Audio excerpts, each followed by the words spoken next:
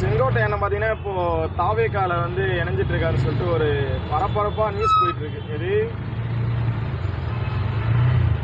அது ஒன்றும் பேசும் பொருளாகவே ஆக்கிட்டு இருக்காங்க.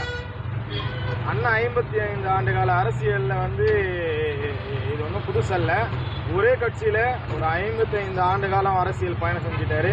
ஒரு கருத்தியல் வேறுபாடு காரணமாக நம்ம அண்ணன் எடப்பாடியார் அவர்கள்லேருந்து பார்த்தீங்கன்னா விடுபட்டார் சொல்லலாம்.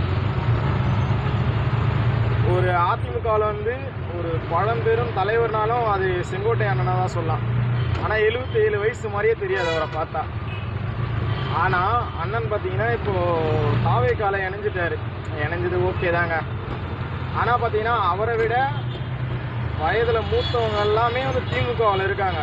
அவர் அண்ணன் போயிட்டு திமுக இதுவில் தாவேக்கால இணைஞ்சிட்டாரு. அதனால தான் வந்து தாவேக்கா 2026 தேர்தலில் விஜய் அவர்களை வந்து முதலமைச்சர் ஆகிடுவாங்க அப்படின்றதெல்லாம் கிடையாது.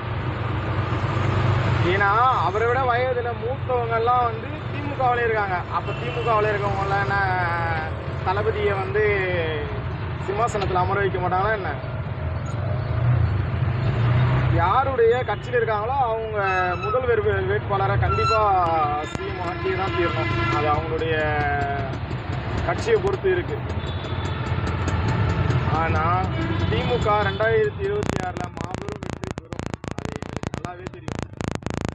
யாரு கூட வேணா கூட்டணி வச்சுக்கணும், கூட்டணி வைக்காம போங்க,